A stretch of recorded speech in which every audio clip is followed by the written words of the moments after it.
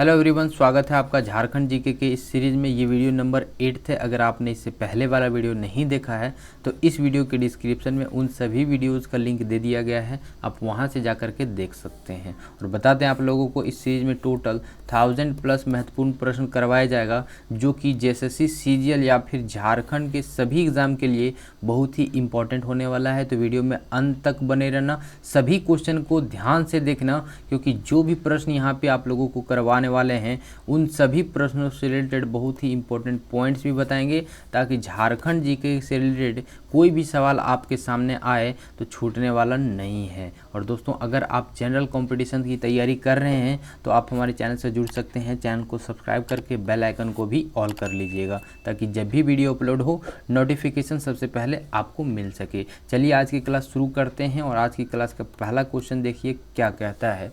पहला क्वेश्चन है, झारखंड के कुल क्षेत्रफल का कितना प्रतिशत हिस्सा वन से घिरा हुआ है? तो इसका राइट आंसर करेंगे 29.95% हिस्सा जो है वो वन से घिरा हुआ है झारखंड के कुल क्षेत्रफल का। ठीक है।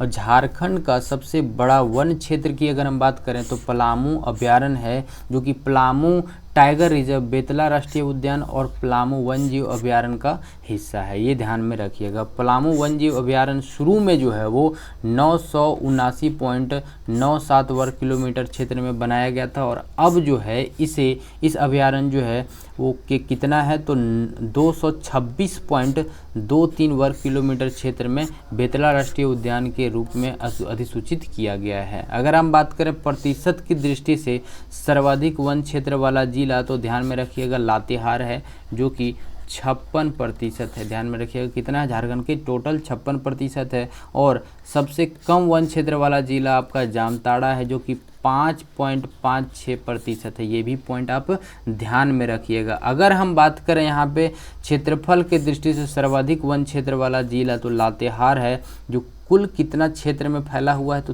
3366.12 वर्ग किलोमीटर में ये फैला हुआ है। और न्यूनतम वन क्षेत्र वाला जिला जो कि क्षेत्रफल की दृष्टि से है वो कितना है, जामताड़ा है, जो कि 100.64 वर्ग किलोमीटर में फैला है। और कुल देश की अगर हम बात करें, वन और वृक्षों से भरा हुआ क्षेत्र कितना है, ध्यान में रखिएगा 80.9 बिलियन हेक्टेयर है, जो देश के कुल भौगोलिक क्षेत्रफल का 24.62% है। ये सभी पॉइंट आप BBI करके लिख लीजिए, बहुत ही इम्पोर्टेंट है। ठीक है। नेक्स्ट प्रश्न है, झारखंड राज्य की सबसे प्रदूषित नदी कौन सी है? ध्यान रखिएगा, दामोदर नदी जो है वो सबसे प्रदूषित नदी है झारखंड राज्य का। ठीक है। नेक्स्ट सवाल देखिए, सन 1857 का विद्रोह सर्वप्रथम किस जिले से शुरुआत हुआ था? तो ध्यान रखिएगा दोस्तों, ये हम झारखंड की बात कर रहे हैं। ठीक है, झारखंड की बात कर रहे हैं तो इसका राइट आंसर होगा देवघर। अगर हम भारत की बात करेंगे तो इसका राइट आंसर होगा क्या, मेरठ इसका राइट आंसर होगा। फिर दिल्ली, बहुत सारे जगह से इसकी शुरुआत की गई थी। ठीक है। जब झारखंड की अगर हम बात करें तो देवघर इसका करेक्ट आंसर होगा। ठीक है। सन जो है वो 1857, जो कि सिपाही विद्रोह भी कहा जाता है। क्या कहा जाता है? सिपाही विद्रोह। बिगिनिंग ऑफ 1857 रिवॉल्ट इन झारखंड। झारखंड में सिपाही विद्रोह का आरंभ तत्कालीन संताल परगना जिले रोहिणी गांव से हुआ था। कौन से गांव से हुआ था? ध्यान रखिएगा, रोहिणी गांव से हुआ था। यह स्थान आज देवघर जिला के जसीडीह के निकट अजय नदी के किनारे स्थित है। कौन सी नदी के किनारे स्थित है? ध्यान रखिएगा, ये अजय नदी के किनारे जो है वो स्थित है। ये भी पॉइंट आप ध्यान में रखिएगा। इसकी 12 जून 1857 को 5वीं देसी अधिनियम घुड़सवार सेना के कुछ जवानों ने किया था, जो कि अब बात करें अगर रोहिणी में 32वीं रेजिमेंट का मुख्यालय था। कहाँ पे था?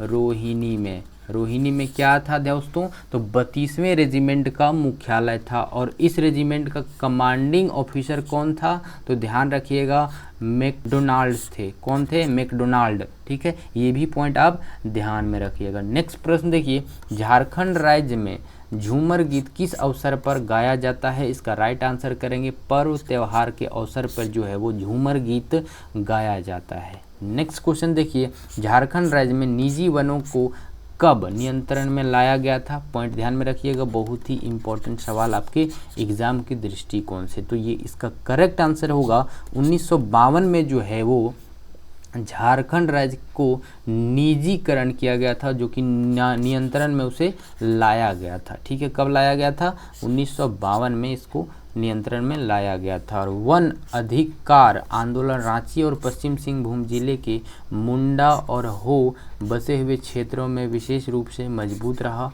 और 2000 ईस्वी में झारखंड जंगल बचाओ आंदोलन किया गया था। ये आंदोलन कब किया गया था? 2000 ईस्वी में किया गया था।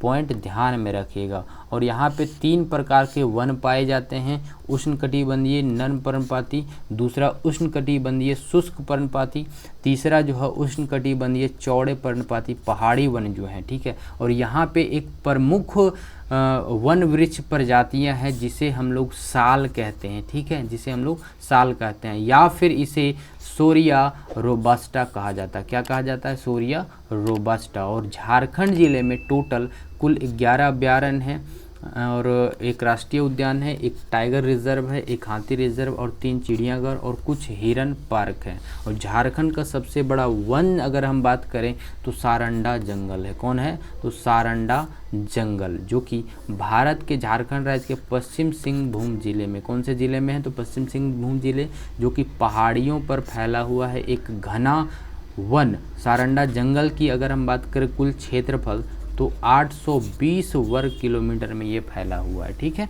ध्यान रखिएगा सभी पॉइंट। नेक्स्ट क्वेश्चन है बहुत ही इंपॉर्टेंट सवाल आपके एग्जाम के दृष्टिकोण से।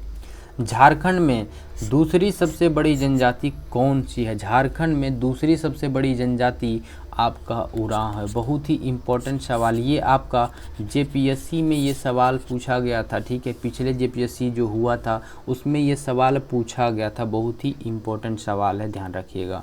और रांची जो है जनगणना 2011 के ताज़ा आंकड़ों के अनुसार संताल राज्य की सबसे बड़ी जनजाति, इनकी कुल जनसंख्या जो है, इनकी कुल जनसंख्या कितना है?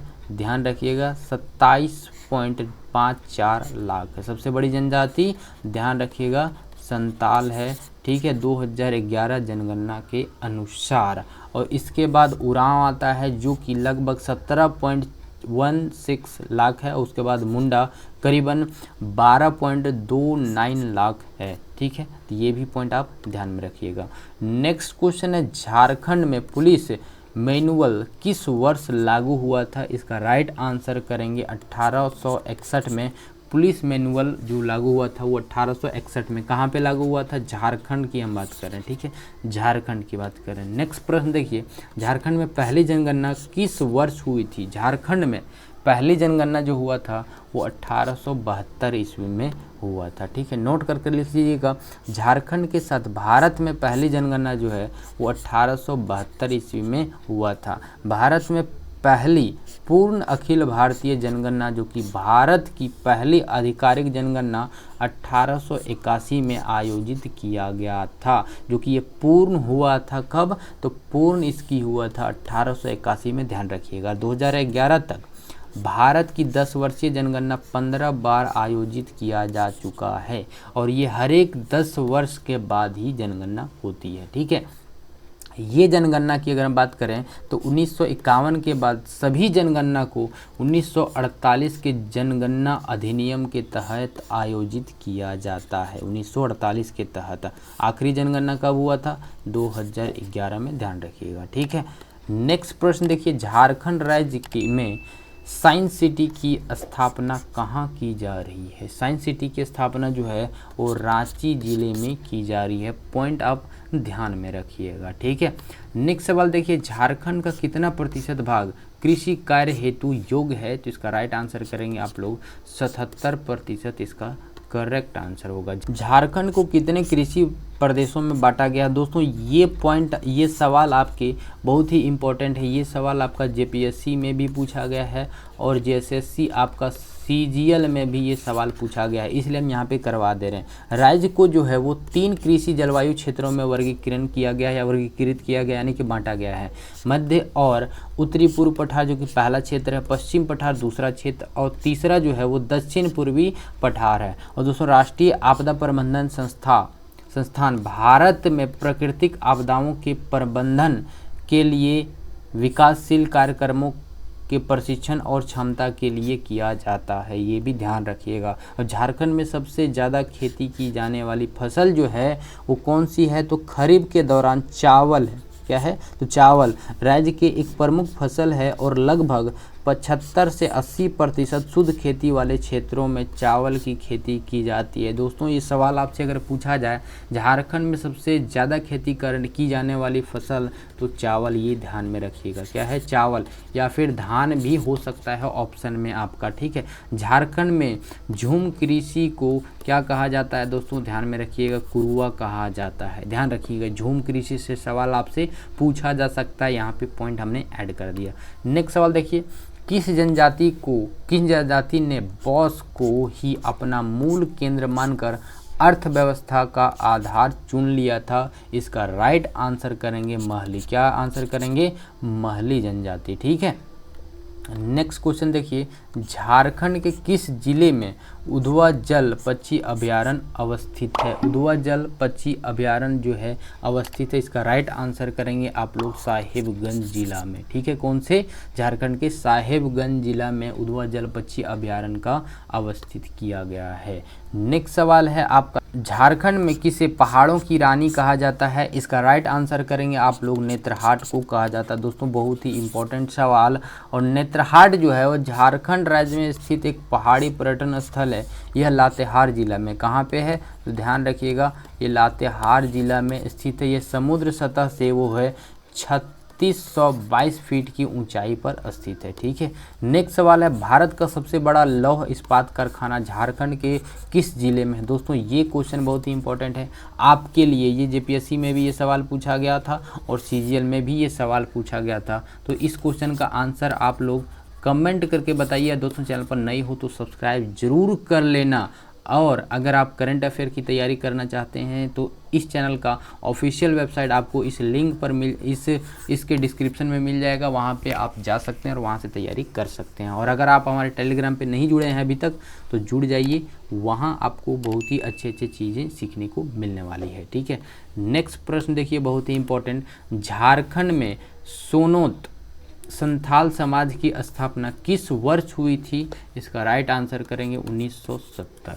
ठीक है, तो दोस्तों इस वीडियो में इतना ही, मिलते हैं नेक्स्ट वीडियो में। वीडियो आपको कैसा लगा कमेंट करके ज़रूर बताइएगा, और जो भी क्वेश्चन आप लोगों के लिए छोड़ा है वहाँ आप लोग कमेंट जरूर कीजिए, उस आंसर कर। कोई भी दिक्कत आता है आप लोगों को प्रश्न से रिलेटेड, या फिर कोई भी सवाल आपके मन में आता है तो कमेंट करके बताइए, उसका रिप्लाई आपको ज़रूर मिलेगा। ठीक है।